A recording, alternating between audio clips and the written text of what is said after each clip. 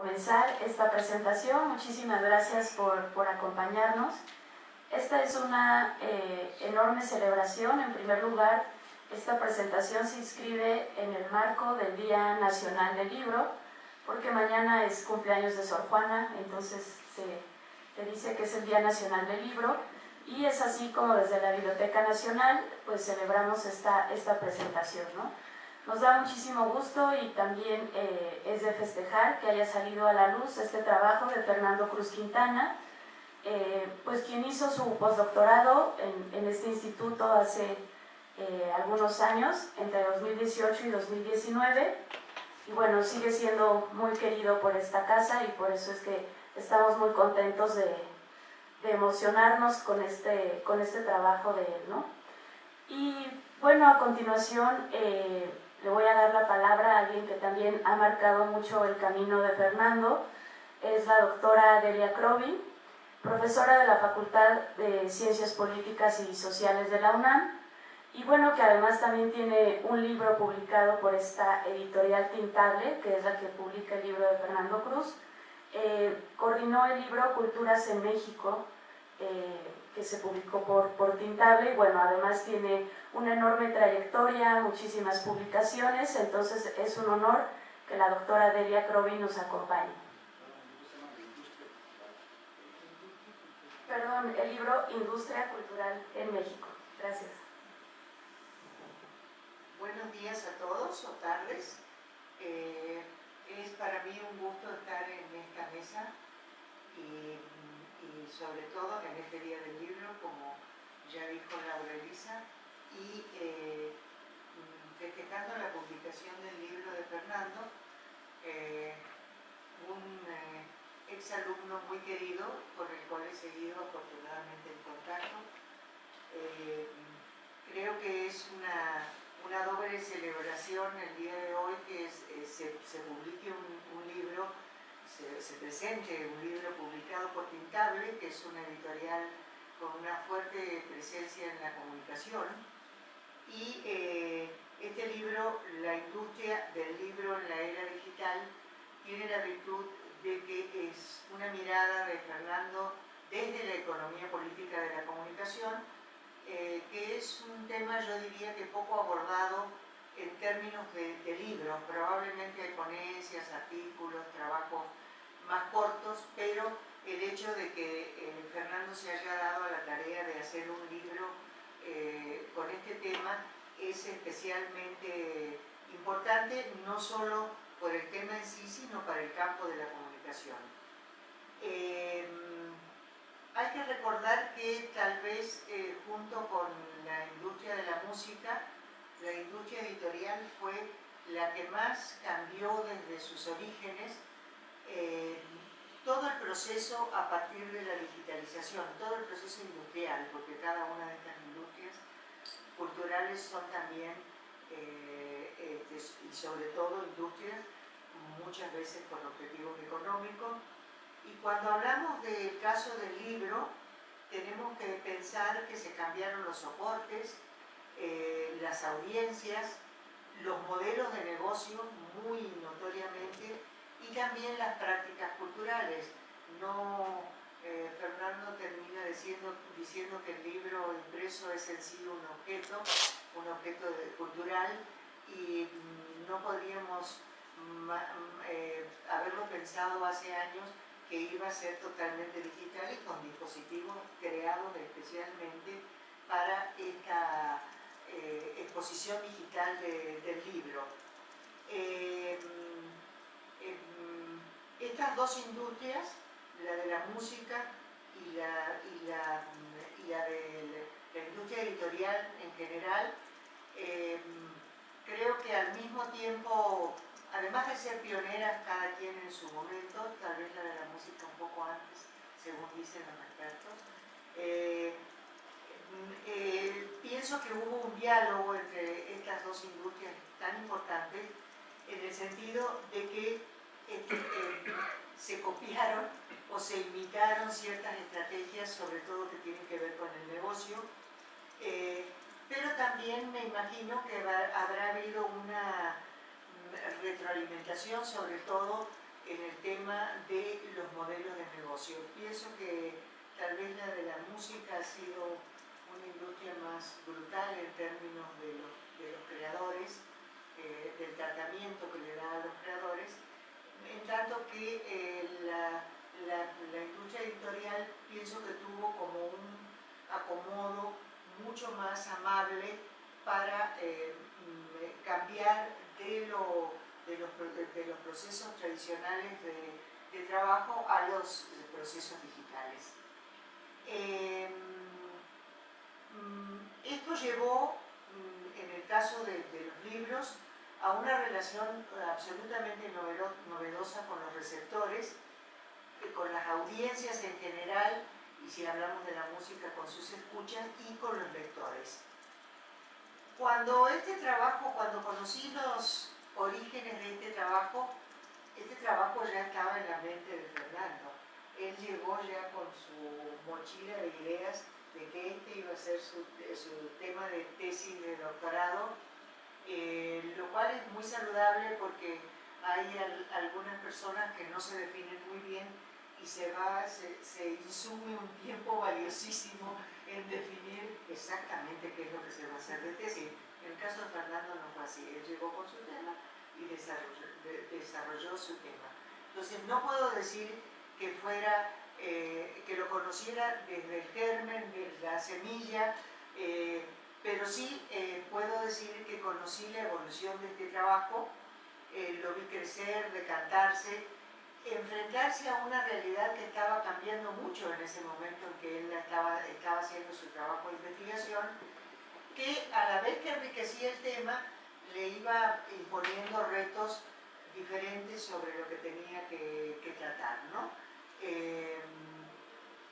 Hoy veo una tesis doctoral convertida en libro y quiero dedicar una reflexión especial a este proceso.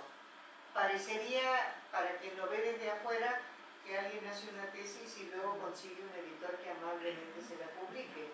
Pero no es así, es un trabajo de reconversión muy arduo, muy cuidadoso, que implica quitar de la tesis doctoral lo que yo le llamo las tripas de la investigación, ¿no?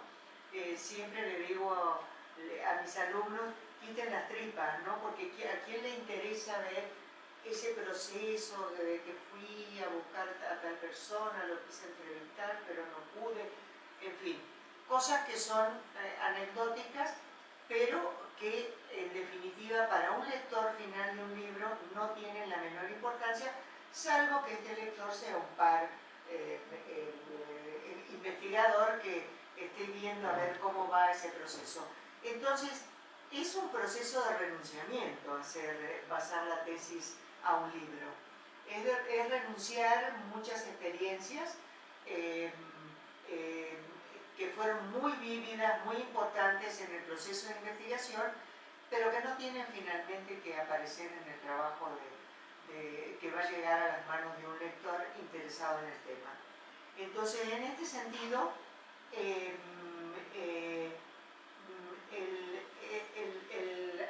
transformar una tesis doctoral o tal vez de maestría, de licenciatura y menos que se transforme en el libro, pero sería el mismo proceso, es renunciar a esa parte que fue demasiado vivencial porque es el proceso de investigación en sí, con sus distintos retos para llegar a una meta que al final y al cabo la meta será este libro que tenemos ahora aquí.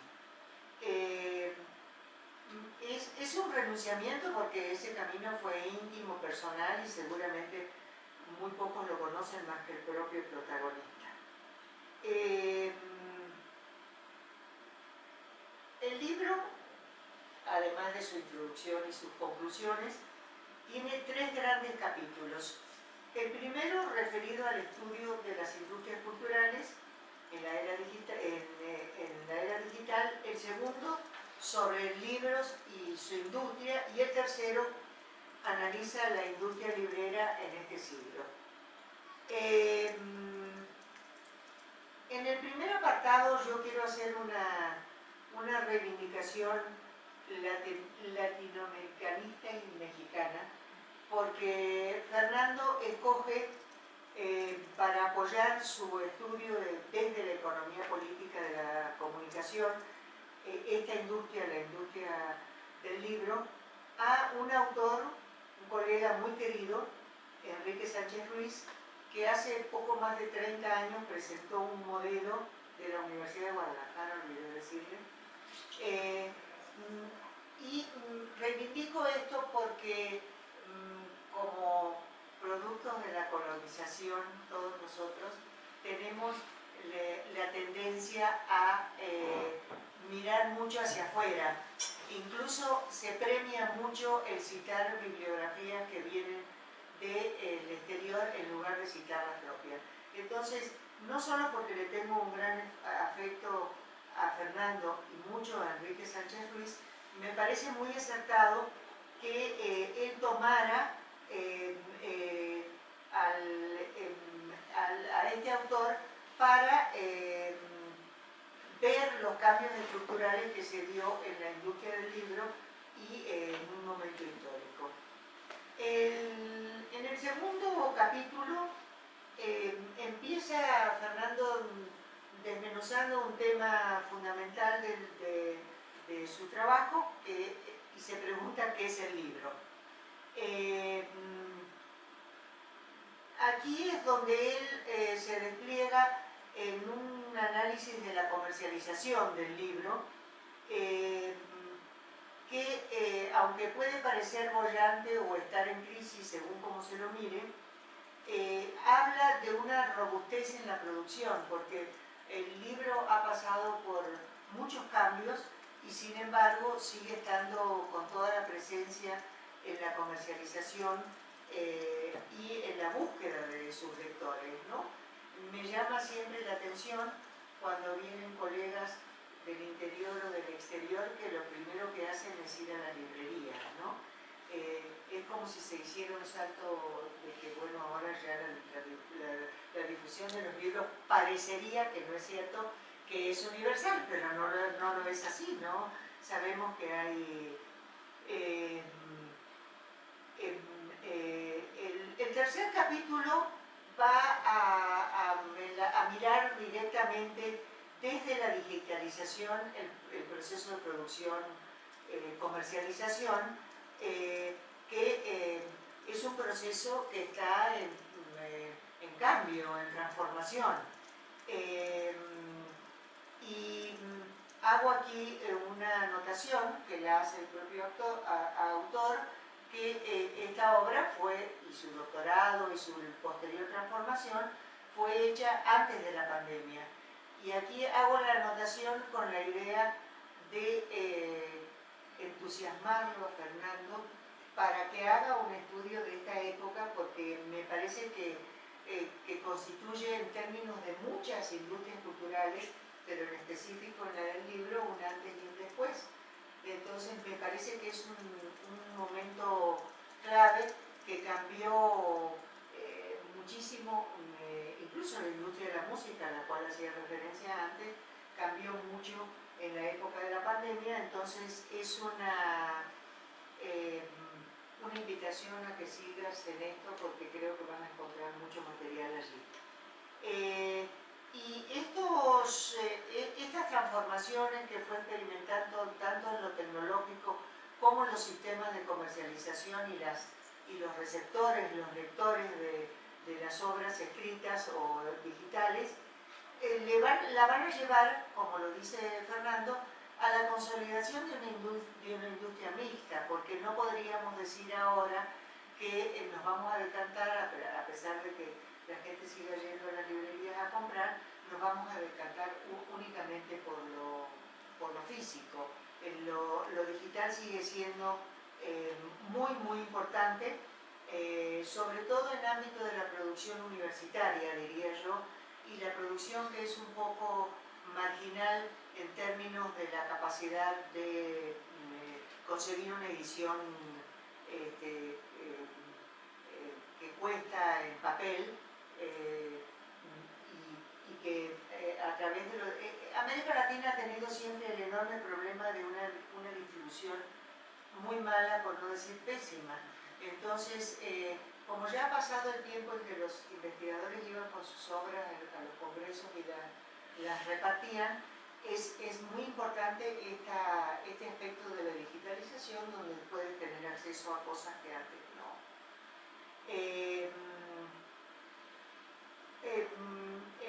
Toda la obra a mí me parece que mira hacia la industria, teniendo presente al lector como una persona con la cual dialoga y intenta ajustarse, no por ello corrigiendo, modificando y demás, no por ello evitando la parte de lo económico.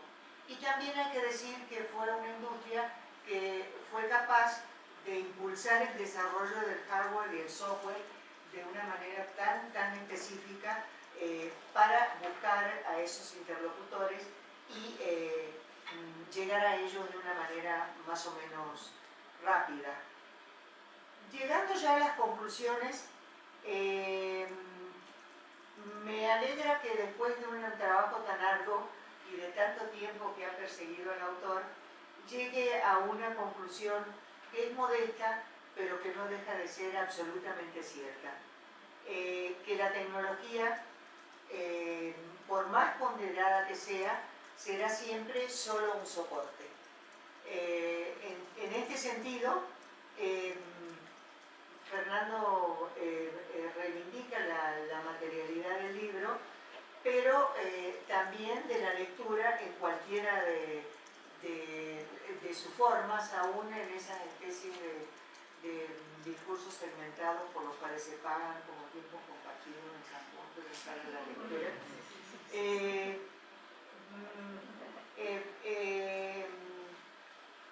La industria del libro debe ser pensada como la vida misma que estamos viviendo, donde hay un diálogo permanente entre lo presencial y lo digital, y donde hay un traspaso incluso entre un universo y el otro que no es consciente, sino que es automático.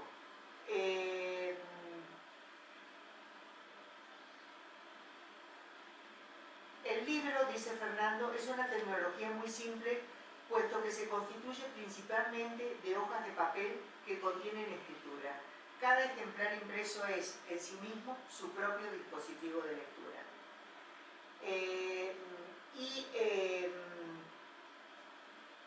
Esto es lo que hace como materialidad de una narrativa que puede variar hasta el infinito,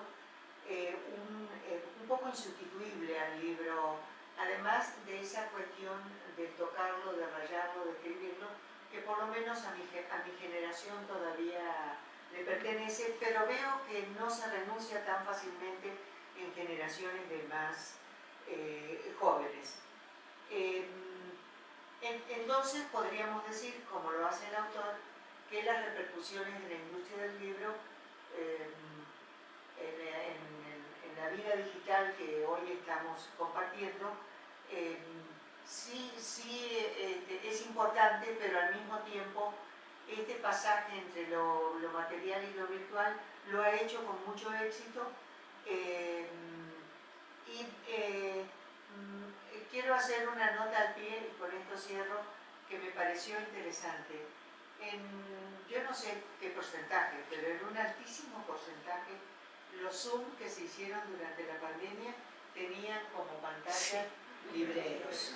Entonces a nadie se le ocurría poner otras cosas, ¿no? O muy poca gente ponía otras cosas, casi siempre eran libros. Y me parece que es de rescatar este valor simbólico del libro, porque es el sustento de la lectura, del conocimiento, del pensamiento mucho más elaborado que el solo hecho de las plataformas predictivas que nos van a decir ciertas cosas.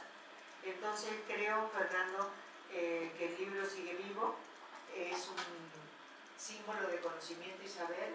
Te felicito por haber hecho este traspaso de la tesis a un libro totalmente aprovechable, leíble y disfrutable, y también te invito a que sigas porque es un tema que se renueva constantemente. Gracias.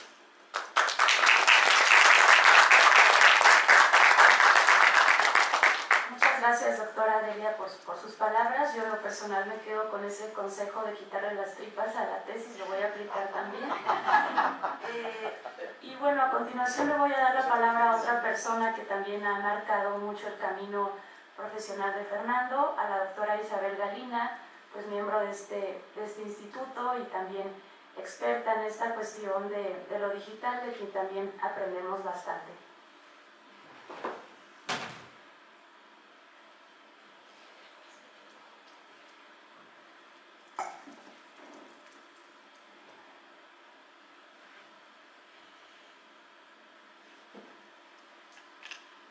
Muchas gracias.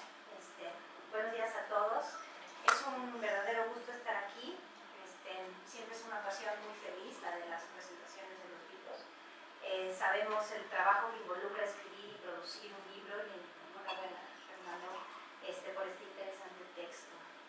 Yo siempre me gusta, cuando comienzo, tratar de contextualizar y apuntalar desde qué posición y lugar estamos cuando hablamos sobre algo. Y yo tuve el gusto de conocer los orígenes de este libro como parte del comité tutoral de Fernando cuando él presentó la tesis de doctorado, y posteriormente trabajé con él durante su estancia postdoctoral aquí en el Instituto de Investigaciones Bibliográficas, que es donde yo trabajo. Trabajó en aquel entonces un proyecto sobre el libro digital en México, un índice nacional. Y bueno, aquí en el instituto, que forma parte de la Biblioteca Nacional y que hoy es la sede para esta presentación, nos dedicamos principalmente al estudio del libro y el patrimonio documental, y a mí me gustaría enfocar mi participación de hoy en la relevancia y la importancia de este libro como aporte a los estudios del libro. Y en particular me gustaría detenerme en lo que creo que son tres grandes aciertos de este libro y que me parece que vale la pena comentar. Uno es el alcance amplio que tiene, el otro es la caracterización del libro como un objeto dual, y el título mismo del libro, ya platicaré un poco de todos estos aspectos. Como campo, los estudios del libro es muy vasto y multifacético. Entonces existen estudios muy particulares sobre, por ejemplo, una edición en particular, así, las distintas versiones, se puede ser como muy puntual, las publicaciones de un solo autor, hasta investigaciones que buscan ser mucho más totalizadoras, que buscan entender el libro y su función en los procesos sociales, culturales e históricos. Y este libro de Fernando tiene esta tendencia de una mirada muy amplia frente a un fenómeno bastante complejo, que tiene múltiples aristas, perspectivas. Y este tipo de trabajo no es fácil de lograr. ¿Cómo abarcas tanto sin que sea un proyecto interminable que busque incluir demasiado, o al contrario, que acabas haciendo una mirada muy superficial de un fenómeno muy complejo, ¿no? Y bueno, por último, me gustaría comentar dos puntos del libro que me parecieron ideas notables y que vale también la pena mencionar. La primera es cuando Fernando compara la industria editorial con otras industrias culturales y el impacto que ha tenido la era digital en el producto final. Me propone una idea que a mí me parece muy interesante, que a diferencia de la música o el cine, que siempre han requerido de objetos electrónicos para su reproducción, el libro no. Entonces, es decir, que para leer un libro impreso, pues no es necesario más que la capacidad de lectura que tenemos como seres humanos. Entonces, con el libro electrónico es la primera vez que requerimos de un aparato decodificador, algo que nos interprete esos signos binarios y los traduzca en un texto que nosotros podemos leer, ¿no? Y es por eso que la industria editorial ha tenido que depender de otros para desarrollar esos aparatos, como por ejemplo los dispositivos de lectura electrónicos, que hablas de ellos también. Entonces, que aunque cada vez son más populares, siguen sin tener un impacto contundente, y mucho menos si los comparamos, por ejemplo, con algo como el iPod, ¿no? En donde ya ese es el formato en el cual se escucha y se consume ese tipo de productos. Entonces, yo creo que aquí hay una idea interesante que podría seguir desarrollándose, y quizá la doctora Delia lo comentó, ya te dio ideas. Yo también tengo un montón de ideas que darte, así que trabajo tienes, que sería, por ejemplo, ir a hacer algún tipo de estudio comparativo, ¿no? De cómo se van dando lo digital en otras industrias culturales, ¿no? alumnos.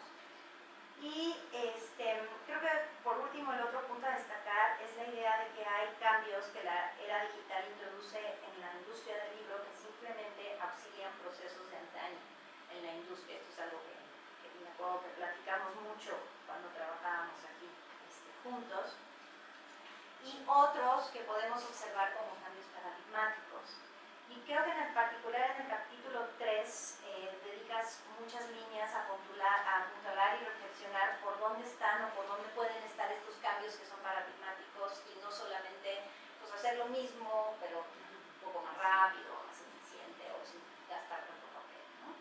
Entonces, porque curiosamente, aunque seguimos con los libros impresos, fue la industria editorial la que primero utilizó las redes digitales para cambiar su forma de trabajar.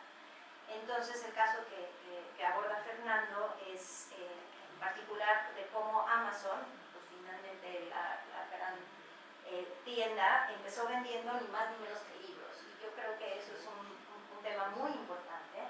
Y curiosamente, ahora gigante, que te vende prácticamente cualquier cosa, basa gran parte de su éxito en una estrategia de mercadotecnia que, como argumenta Fernando, es muy particular a la venta de libros, que son las recomendaciones, el famoso boca en boca, ¿no?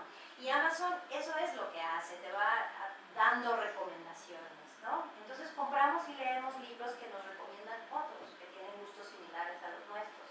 Y los algoritmos de Amazon son bases de datos a las que se refiere Fernando, están basados precisamente en sugerirte, a veces con alarmante claridad, a veces no, qué es lo que verdaderamente quieres comprar, ¿no?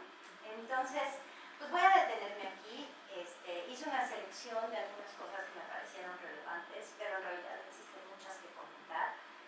Quisiera cerrar notando que en repetidas ocasiones durante el libro el autor utiliza la frase no es objetivo de este libro, no es objetivo de este libro, y quiero concluir diciendo que este libro es también esto, es una propuesta de una forma novedosa de abarcar este tema y está lleno así como de destellos, de caminos que abren opciones de otras investigaciones y caminos para seguir indagando.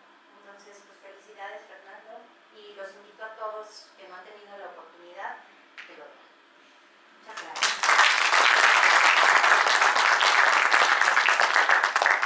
Muchísimas gracias Isabel y qué bueno que ya nos vas haciendo que se nos haga agua la boca para esta lectura. Y bueno, me gusta pensar que esta presentación va marcando el camino. Primero llegó a las manos de la doctora Delia, después contigo en el postdoctorado, y ahora le voy a dar la palabra pues a los editores, a dos personas a las que llegó Fernando, los editores de Tintable, ¿no? Como mencionó Isabel, en este instituto pues nos dedicamos al estudio del libro, por lo que es muy importante que nos acompañen. Entonces le voy a dar la palabra a Leonel Sagaón, también profesor de la UACM y editor de Tintable. Muchísimas gracias. Gracias a todos por esta presentación. A Valeria, a Isabel, a Fernando, el instituto. A mí me gustaría hablar del libro desde Tintable. Tintable es un nombre que nos gusta mucho para nuestra editorial, porque es sonoro, porque es breve, porque es un poco peculiar, pero porque describe con mucha precisión lo que hace 11 años ya, estábamos nosotros vislumbrando que iba a ser lo que queríamos hacer, ¿no? Y es producir algo que es susceptible de ser impreso y no al revés, ¿no? Era un poco de esos momentos en los que... Ahora les voy a contar que cuando constituimos la empresa, Jerónimo y yo, para hacer esto, la chica nos decía, bueno, ¿cuál es el nombre de la razón social, ¿no? Y nosotros decíamos, nos volteamos a ver y decíamos, pues no sabemos, pero si nos da chance en la siguiente cita, te decimos, ¿no? Entonces llegaba a la siguiente cita y decía, bueno, ¿y cuál es la razón social? O sea, nos había explicado lo de la SA, lo de la SC, lo de la SRDL, ¿no? Y pues se nos acabó el tiempo. Y nos dijo, es que ya lo tenemos que hacer y ya se acabó el tiempo y no tiene nombre. Entonces nos volteamos a ver y le pusimos con tan mala puntería, productor, bueno, no es mala puntería, es buena puntería. Se llama Productora de Contenidos Culturales, Sagagón Repol, SDRLDC, ¿no? Un nombre infernal desde el punto de vista comercial, o sea, es una porquería absoluta. Pero describe con gran claridad lo que nosotros ambicionábamos, ser productores de contenidos culturales, ¿no? Y no solo de libros. Cuando la gente nos pregunta, siempre es más fácil decir, somos una editorial, porque lo simplifica. Pero en realidad hemos querido ser más que una editorial, ¿no? Y Tintable no solo tiene libros, ¿no? También tiene audios, también tiene videos, pero sí, la parte principal ha sido libros. Pero entendemos que son una cantidad de contenidos que hoy por hoy viven, nacen, se desarrollan, florecen en el ámbito digital y eventualmente son susceptibles de ser impresos, ¿no? Entonces lo que Isabel acaba de describir es claramente la historia del libro de Fernando, ¿no? Es todo un proceso que se desarrolló en el ámbito digital y que en el último trecho de la producción ha sido impreso, ¿no? Ha sido tintable, ¿no? Nuestro trabajo como editores implicó el convertir lo que había sido en el origen un trabajo académico en un producto editorial. Bueno, y es mucho decir que lo hicimos, porque en realidad quien lo hizo fue Fernando, ¿no? Pero es verdad que quitarle las tripas fue parte de un proceso que platicamos, ¿no? Porque el libro, en Tintable, procuramos dictaminar los libros, ¿no? Es algo que las editoriales comerciales no siempre logran hacer, ¿no? Pero lo intentamos, ¿no? Y entonces hubo un par de dictámenes muy favorables, muy entusiastas, ¿no? Y a partir de eso, pues la lectura ya no tanto desde lo que hace el dictaminador, sino desde el editor, que ve otras cosas como la viabilidad y demás. Entonces tuvimos una conversación, Fernando y yo, en los que, entre otras cosas, debatimos si se quedaba o no la primera parte y afortunadamente estuvimos de acuerdo en que se quedara, ¿no? A mí me parecía pertinente, porque los libros de Tintable tienen un público lector para el cual ese primer capítulo le da mucho sentido, ¿no? Muchísimo sentido. Tintable se especializa en temas de comunicación, ¿no? Fundamentalmente, y yo casi exclusivamente publicamos libros sobre comunicación y conocemos a nuestros lectores que están en el ámbito universitario, son estudiantes, son profesores, son investigadores, ¿no? Entonces, no se trataba de hacer cualquier libro acerca de la industria editorial, ¿no? Tenía sentido este enmarcamiento, este andamiaje, esta puerta de entrada de la lectura que había hecho Fernando, ¿no? Entonces, pero sí, había que convertirlo en un libro que ya no era una tesis doctoral o académica, ¿no? Y afortunadamente Fernando, desde su documento académico, había utilizado un lenguaje sumamente conveniente. Entonces, no era un problema de estilo, ¿no? Era en todo caso la estructura, ¿no? Y Fernando lo entendió perfecto, ¿no? Hay que decir que Fernando desde la casa ha vivido en un ámbito de libros, ¿no? Con su papá, su familia, entonces entiende perfectamente la diferencia que hay entre un documento académico y un libro que va a ser comercializado. En este abordaje de Tintable de más que un libro, o sea, todo un producto cultural, este libro tiene como muchos sentidos, muchos contactos, porque es de alguna manera autorreferencial desde el punto de vista de Tintable, porque habla de la industria a la que Tintable pertenece y habla de los formatos impresos y digitales en los que se mueve con bastante soltura Tintable desde su origen. Todos los libros que ha hecho Tintable están en formato digital desde el libro número 1, lo cual marca un poquito de diferencia de otras editoriales que nacieron en papel y han hecho un gran esfuerzo por digitalizarse, nosotros desde el libro primero estábamos digitales. Y no solamente en el formato EPUB o PDF que les permite leerlo. Entendemos que el acompañamiento de la editorial también es digital. Entonces, nuestros libros además tienen micrositios, ¿no? Les invito a que visiten la página de Tintable, www.tintable.com.mx, y todos los libros tienen micrositios. Y en esos micrositios lo que hacemos es colocar contenidos que ayudan a expandir el alcance del libro impreso, ¿no? Entonces, nuestra idea de lo digital va por allí, ¿no? En este momento quiero pedirles a Isabel y a Delia copia de sus textos que acaban de compartirnos para que estén en el micrositio, ¿no? Porque sí, nuestros lectores, antes de elegir el libro, al haberlo elegido o tiempo después de haber leído el libro, pueden regresar al micrositio y encontrar cosas que en la primera lectura del libro en papel no estaban, ¿no? Para nosotros eso es parte de la industria del libro en la era digital. Eso es parte. No solamente que esté disponible en Kobo y que lo puedas descargar en Buenos Aires, ¿no? Todo eso está súper bien, ¿no? Pero entendemos que un poco como lo planteaba Isabel, o sea, hay una discusión sobre el libro electrónico en el ámbito editorial que está muy agotada ya, ¿no? Que es el debate entre melón y sandía, ¿no? Que la verdad o sea, a los pocos años estaba agotada y desde entonces la seguimos refriteando, ¿no? Y no ha pasado de ahí. Y luego está todo el abordaje emotivo, ¿no? Afectivo del libro, y sí, el aroma y la página, tal.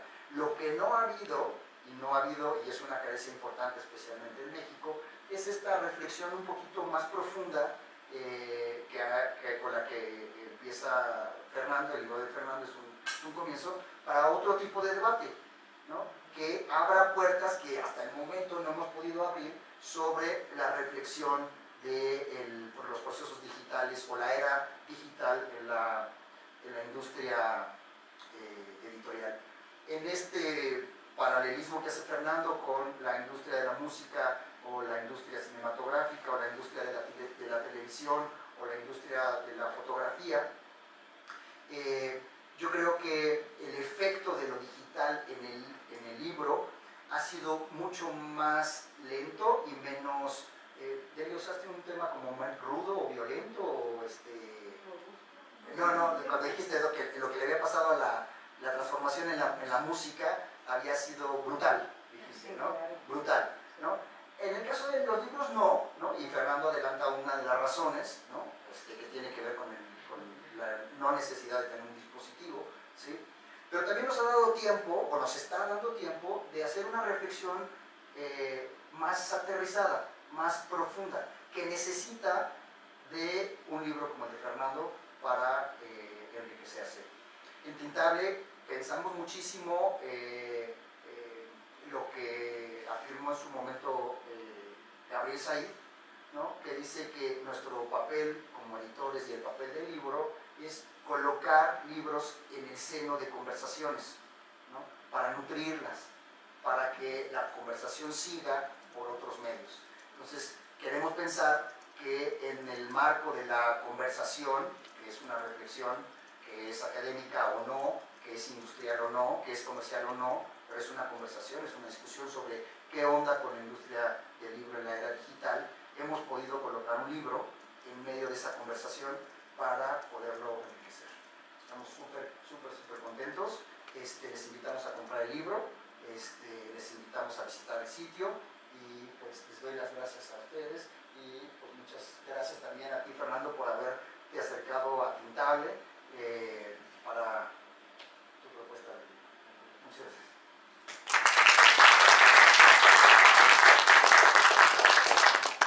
Muchas gracias, Leonel, también por la explicación para acercarnos a lo que es Tintable. Y bueno, por último le doy la palabra a Jerónimo Ripoll, quien también es profesor e investigador de la UAM Xochimilco y también editor de Tintable. Muy bien. Bueno, nada, la ventaja de ser el último presentador, porque Fernando va a intervenir, que creo que es lo más, digamos, interesante, es que uno podría decir, bueno, ya está, ya dijeron todo. Habitualmente estamos arriba, Leonel o yo, ¿no? No los dos. Y entonces, hablar después de Leonel me quita letra, pero tenía un montón de cosas acá también anotadas, más desde una perspectiva académica, ¿no? Quiero, bueno, por supuesto, agradecerle a Isabel y a Delia, ¿no? La complicidad, ¿no? Porque sin esa complicidad no hay tampoco editorial, ¿no? Sabemos nosotros, eso no lo dijo Leonel, pero después de 11 años tenemos claro que de esto no nos vamos a llenar de plata, pero que es una apuesta cultural, de gestión, de incidencia en la conversación que nos parece relevante, sobre todo en esos lugares donde las industrias editoriales o las editoriales hegemónicas no llegan porque no les interesa, porque no es mercado, ¿no? Entonces ahí es donde nosotros encontramos el mayor sentido, más allá de este diferencial. Ahora venía escuchando a Marta de Baile y hablar del diferencial. ¿Cuál es el diferencial de nuestra empresa? Yo venía pensando, ¿cuál es nuestro diferencial? Claro, por escuchar a Marta de Baile y porque está haciendo un concurso sobre emprendedoras y no sé qué, bueno, en fin, ¿no? La estaba volviendo loca de cuál era el diferencial, ¿no? Bueno, venía pensando en eso y por supuesto que uno de los diferenciales que tenemos es haber nacido en el entorno digital y haber apostado por el campo de la comunicación, ¿no? como el horizonte. Si bien a veces tenemos alguna desviación, es una desviación que no deja la comunicación, una desviación externa. No sé, quisiera subrayar también algo que Fernando lo incorpora, y que tiene que ver con el autor, es decir, sin la confianza de los autores tampoco estaríamos acá, ¿no? Y eso para Tintable ha sido clave, ¿no? Nuestra corta o larga historia, depende cómo la miremos, sin la complicidad de los autores. Delia es una de nuestras autoras a las cuales hemos... Delia nos proporcionó el segundo libro, ¿no? Que fue Industrias Culturales en México, que fue un libro para nosotros muy importante, y yo voy revisándolo, digamos, no está la industria del libro en el libro, ¿no? Es la única, o una de las pocas que no está, no estaba Fernando, todavía no había cerrado, ¿no? Sí está la de la música, la de... Bueno, hay muchas industrias ahí. Sin la complicidad y la confianza de los autores no hubiéramos podido desarrollarnos, porque en principio, digamos, una de las cosas que aquí no está escrita tiene que ver con la confianza, ¿sí? ¿Por qué nosotros y no otro espacio editorial, ¿no? Y por qué la pertinencia de este espacio para abrir esta conversación aquí. Entonces, desde esa perspectiva, yo quisiera enfatizar esto que subrayó Leonel y que venía planteando Delia, de que es un libro comunicacional, hablando, ¿no? Desde una mirada comunicacional, hablando de la industria del libro, y eso le da una particularidad, una especificidad que no suelen tener. Por tanto, es un libro que, es cierto, como decía Isabel, tiene una mirada multidisciplinar y que está en la encrucijada de diferentes, no solo miradas, sino preocupaciones, ¿no? Tiene una ventaja el libro, que no está escrito desde el riñón de la industria editorial, por tanto no hay una preocupación permanente por si vamos a sobrevivir o no. Las amenazas, las angustias son, en todo caso, puntos de partida para la problematización y no necesariamente aquello que hay que resolver.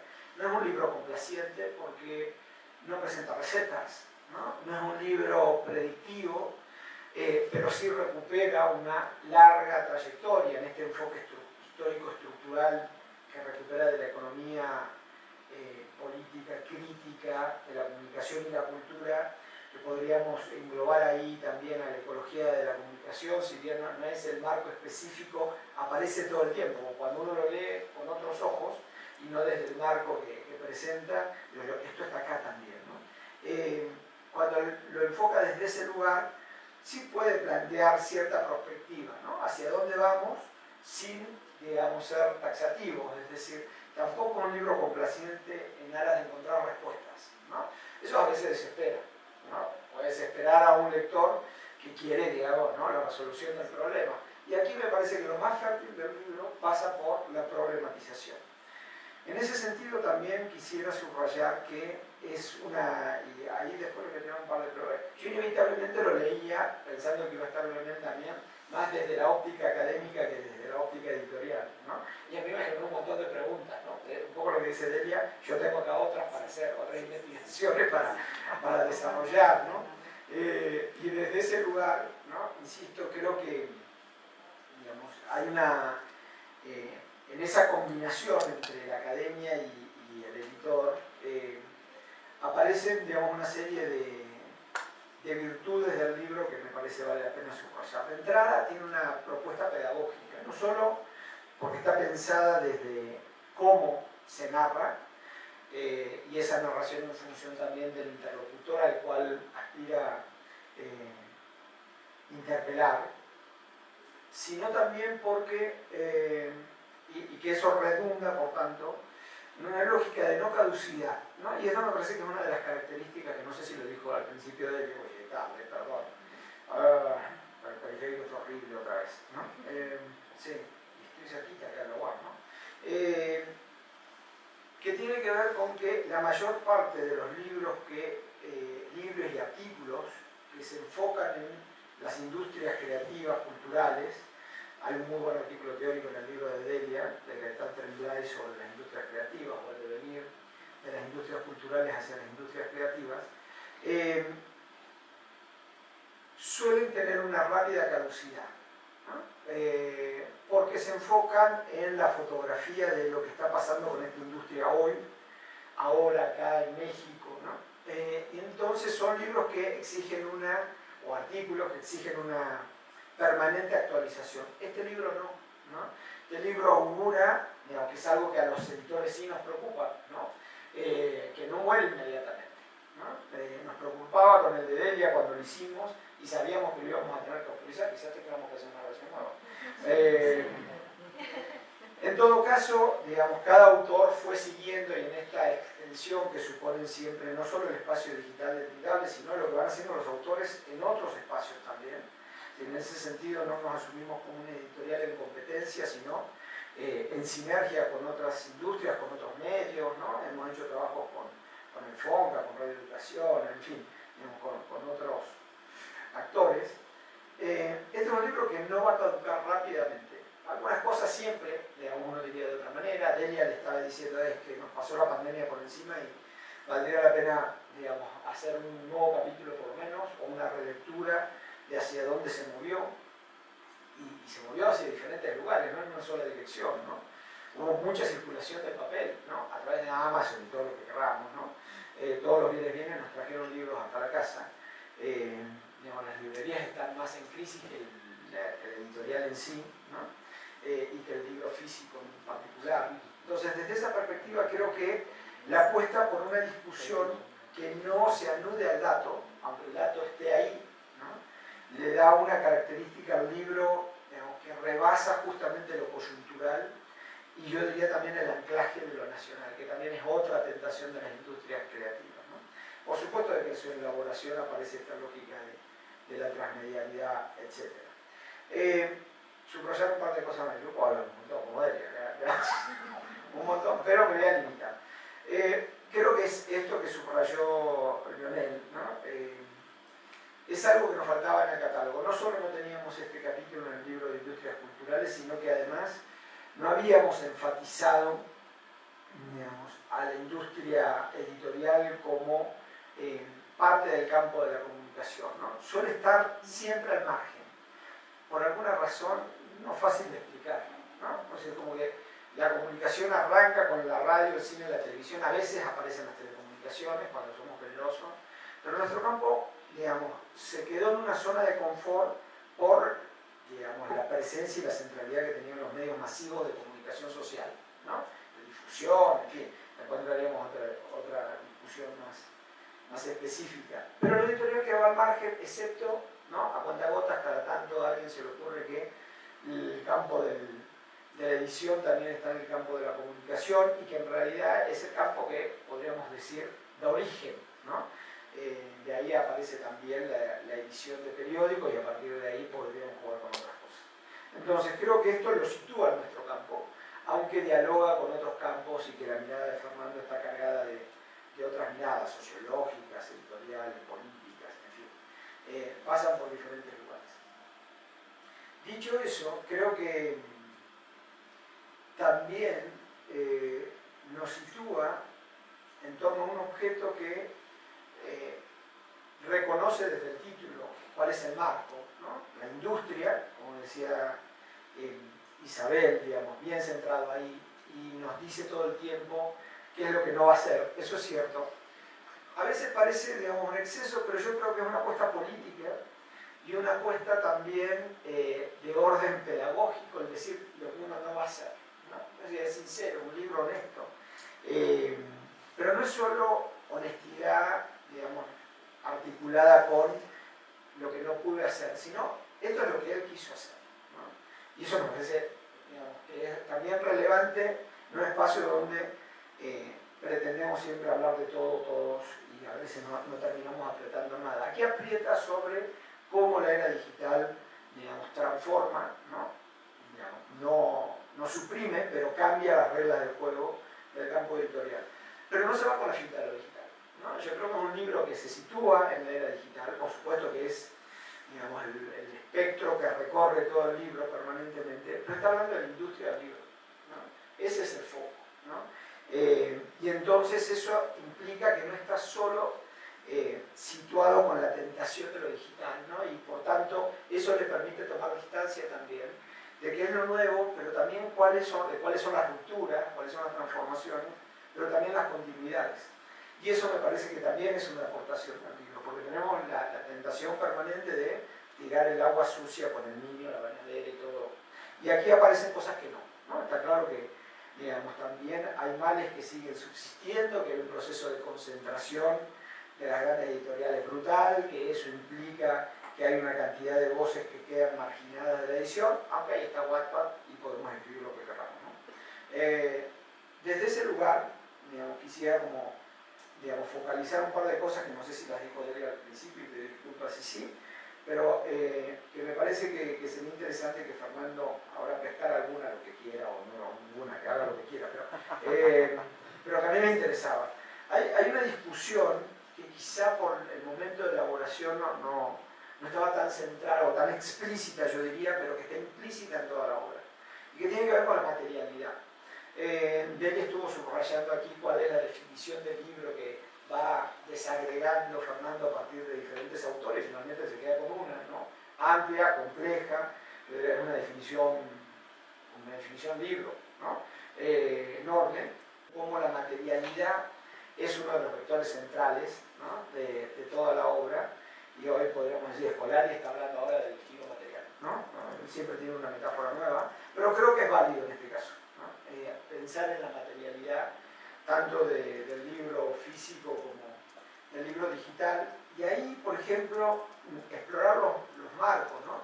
Desde la mirada de la industria, la tentación de hacer otras cosas, como nacimos nosotros, ¿no? Hagamos todo lo que podamos, y no libro, ¿no? Un poco al principio era eso y terminamos haciendo el libro, porque era lo que sabíamos hacer o lo que nos interesaba al final. Pero está la tentación esta, por ejemplo, ¿no? Él dice, bueno, pero son, ahora no me acuerdo cómo es el concepto exacto, lo tengo abierto acá el libro,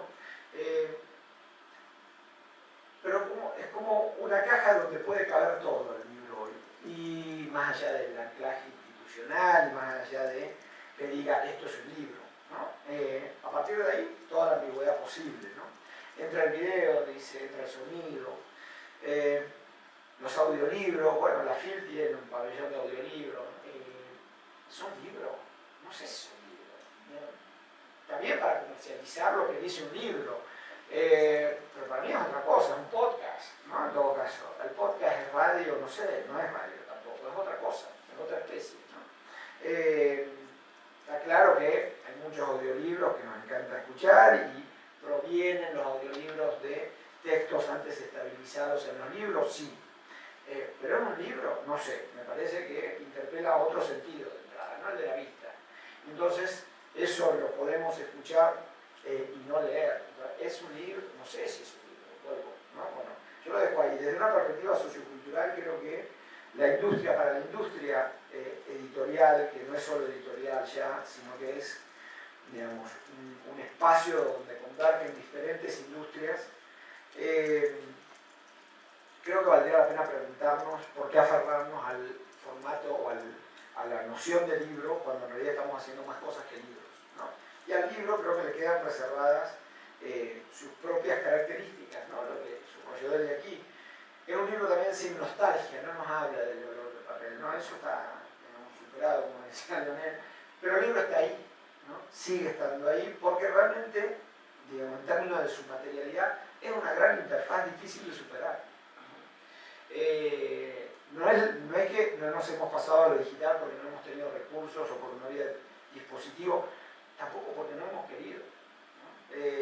Y a partir de ahí podemos volver a jugar. Claro que en el campo académico, como decía Delia, es mucho más fácil soltar el PDF. Yo lo hago permanentemente, digo, bueno, me meto un autogol acá, pero nos soluciona la vida.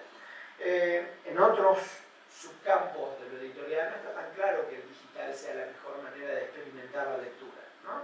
Bueno, cuando entramos al terreno de la literatura, pero hay quien sí, digamos, quien ha hecho la apuesta por ese lugar. Entonces creo que el lugar de la materialidad no solo implica un cambio de soporte, implica un cambio en la propia concepción del proceso de comunicación que entraña la relación entre el autor, el lector, la autora, el lector, autores, ¿no? Vamos a ponerlo de ahí. Entonces, quisiera, digamos, también dejarle, además de discutir esto, si el concepto al que llegó del libro, en este libro, es un concepto que todavía vale la pena, digamos, sostener, o habría que volverlo a discutir. Y, digamos, a partir de aquí, por supuesto que, digamos, el cambio de soporte habilita accesos que significan soluciones, como decía Delia, a procesos de distribución y de circulación que eran horrorosos, lo siguen siendo, que permiten una ampliación del acceso, ¿no? En términos de democratización, me parece que es fundamental, pero también es un problema, ¿no? Un problema porque entra en una economía de la atención en la cual el libro puede desaparecer. La lógica algorítmica, la plataformización, como diría Van Dijk, no es ingenua. No solo nos dicen qué tenemos que leer, sino también deciden qué tenemos que editar, ¿no? Fernando en algún momento dice, bueno, ahora el editor sabe, a través de Amazon, ¿no? Quién es el lector y que lee, que subraya, que amplía, que... sí, algunos editores. Nosotros siempre estamos en una lógica más artesanal, aunque hemos hecho muchos esfuerzos, ¿no? Es decir, no tenemos los dineros suficientes para comprarle a Google o a Amazon los datos, ¿no? Pero tenemos algunos indicadores que antes no se tenían, ¿no? Tenemos métricas, un montón de cosas, bueno, en fin, jugamos con eso. Sin embargo, insisto, creo que desde esta plataformización que implica el soporte digital, hay una cantidad de decisiones editoriales y de políticas públicas también que habría que revisarlas, ¿no? No ha estado tan simple, tan benéfico, ¿no? Por supuesto los modos de leer, yo había puesto aquí de escuchar y de ver, cómo afecta la experiencia ritual, pero también cómo afecta la experiencia en términos de intervención, ¿no? Digamos, cómo, digamos, estos productos en realidad, aunque siempre habían sido intervenidos, hay muchas historias del libro donde subrayan la marginalia, ¿no? En los márgenes de las escrituras, en los márgenes, ¿no? Desde los manuscritos hasta acá. Entonces un libro son muchos libros en realidad y podríamos ir por la intelectualidad y, digamos, la cultura de la participación, plan Jenkins, plan Fans, etcétera, que desestabilizan esto. Y ojalá que este libro lo desestabilice todos ustedes, ¿no? Y que se desestabilice solo en realidad.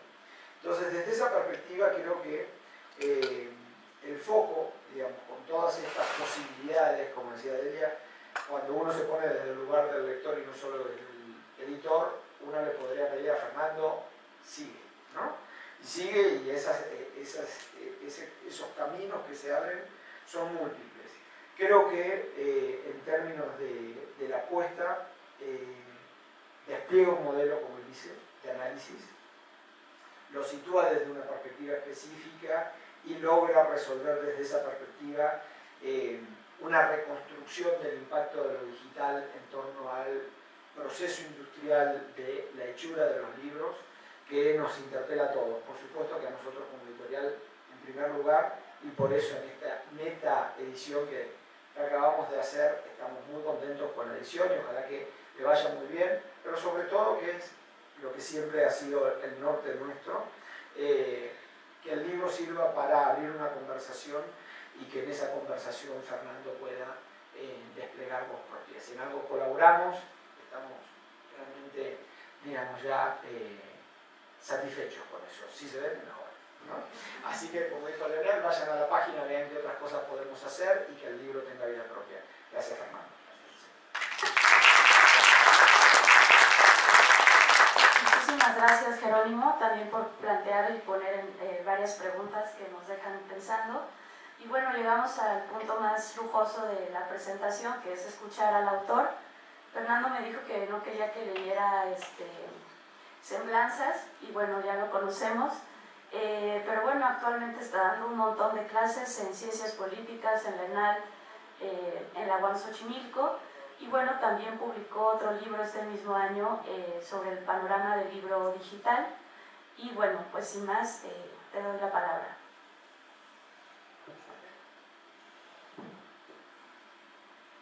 Muchas gracias, señora Elisa.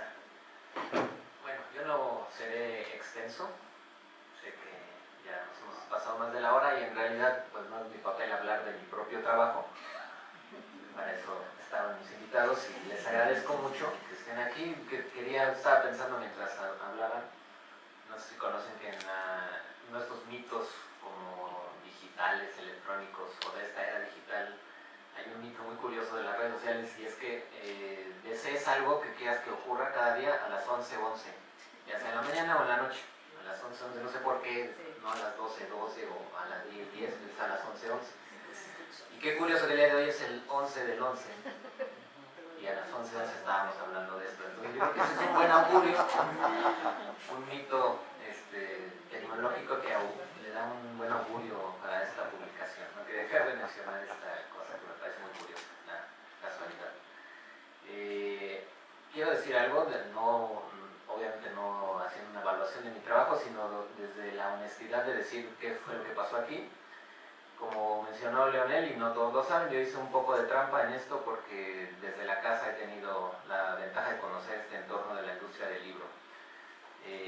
Siento, y lo digo muy sinceramente, que eso no me ha restado objetividad para de pronto también hacer algún análisis que tiene otro tipo de carácter, ¿no? Algo que se aprecia, no en las comunidades, pero sí en las ciencias sociales, y es esta cuestión de la objetividad, de que no te influya quién eres para hacer el resultado de tus investigaciones. Y creo que no fue el caso.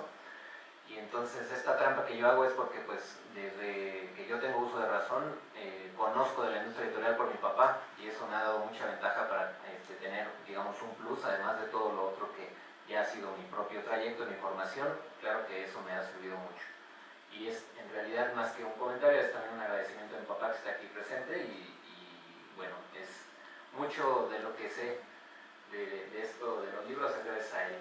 Quiero también agradecer, y no está aquí presente, a la doctora Florence Toussaint, quien también es una amiga de esta casa, lo sé porque ella trabaja mucho con ustedes.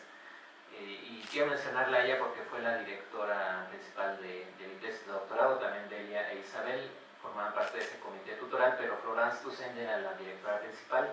Lamentablemente no nos puede acompañar el día de hoy porque ya no vive en México, y ella está al tanto de esta presentación. No sé si este video quedará grabado. Después se lo haré llegar a Florence. Le quiero también dar un agradecimiento en extenso a ella. Y por supuesto, bueno, ahorita la Elisa dijo esta parte del trayecto, ¿no? De este trabajo, pues primero lo conocieron Florence, Delia e Isabel, en ese orden. Se fueron sumando, desde luego que mucho les debo a ellas tres, para la creación de esta investigación. Y pues no quiero dejar de mencionarlas, especialmente a Florence Toussaint, que no está el día de hoy conmigo. Después del doctorado continuó trabajando con Isabel, y desde luego que también un reconocimiento y un agradecimiento especial a ella, ya no como mi asesora del doctorado, sino como mi asesora del postdoctorado. Qué curioso es hablar de esto, pero pues siempre te he visto así, ¿no? Como una persona que ha influido mucho en mi formación, y te agradezco también, Isa, que a lo mejor no está reflejado esa parte del postdoctorado en este libro, pero por el entendido que fue la tesis doctoral. Y quiero también agradecer a mucha gente que conocí aquí, que hice grandes amistades, desde investigadores hasta gente que también labora en la biblioteca, especialmente finalmente quiero agradecer al señor Alfredo Bramlett, que también está aquí presente, y recuerdo con mucho entusiasmo las charlas que teníamos a propósito de todos estos temas, de lo que tiene que ver con el trabajo del libro electrónico, del libro digital, cómo he aprendido también gracias a usted desde otro punto de vista, del cual yo no pertenezco, que tiene que ver con el ámbito bibliotecario. Muchas gracias, Alfredo, también te agradezco esto. Está aquí también presente Dolores Latapía, quien ahora puedo decir que considero una muy buena amiga. Y bueno, Dolores, aquella vez se nos frustró la presentación, pero qué bueno que estás aquí y me da mucho gusto verte. También de ti he aprendido muchas cosas cuando te tocó que fueras mi alumna en este curso y a mí me daba mucho miedo porque yo decía, ¿qué le voy a enseñar a Dolores Latapía? También yo tengo que aprender algo de Dolores. Muchas gracias a ustedes, estoy muy contento de estar aquí en esta presentación. Yo entendí en un momento que la tesis ya había cumplido su ciclo y tiene un público muy específico, que son las autoridades universitarias, que son los académicos, que son la gente de la universidad. Y entonces lo que traté de hacer aquí, muy amables ustedes cuatro que hablan tan bonito de mi escritura y del libro, yo cuando lo releo me doy cuenta que todavía tiene mucha tripa académica, que era lo que yo quería quitar. Y lo digo sinceramente, no es que esté haciendo menos el trabajo académico, pero yo quiero, y eso lo pienso incluso cuando hago publicaciones de artículos, ¿no? Los papers, siempre trato de que ese artículo o esa publicación tenga también accesibilidad a otro tipo de público. Es algo que me importa todo el tiempo. Y específicamente lo quise hacer con esta obra. Ustedes creen que le he quitado las tripas, yo todavía la siento muy académica. Pero a mí me importa que el trabajo, al final de cuentas, sirva y que no se quede nada más en los círculos tan chiquititos en los que nos movemos, que de pronto son las mismas personas que te han leído todo el tiempo y de ahí no pasa, ¿no? Yo quiero que esto salga todo el tiempo y eso traté de hacer con este libro. Creo que con el otro lo he logrado un poco mejor, esta parte de quitarme de las ataduras académicas, pero también es que era un gran reto quitarle a una tesis de doctorado, digamos, transformarla de algún modo, no se puede del todo, ¿no? Ellos creen que lo he hecho bien y me dio mucha risa de que decía Isabel esto de la introducción, porque efectivamente le digo al lector del libro que si no le interesan las cuestiones académicas que se salte el capítulo 1, que se meta nada más al 2 y al 3 en donde ya estoy hablando del tema del libro.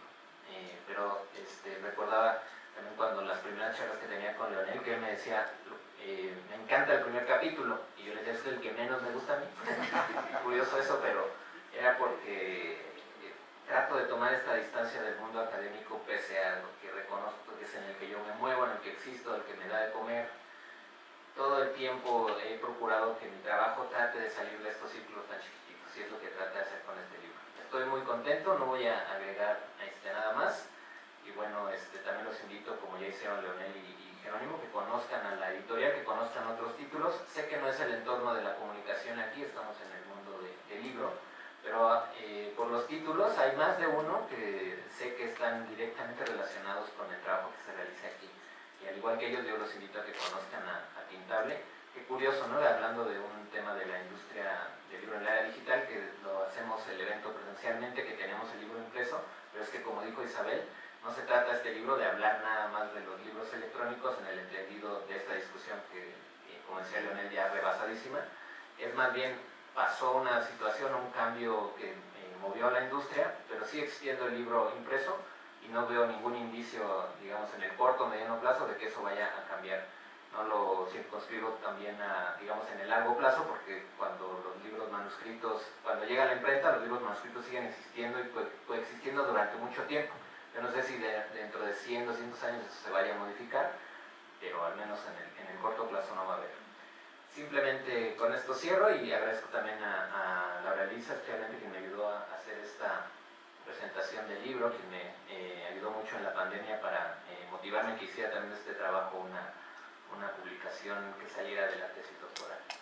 Muchas gracias a todos.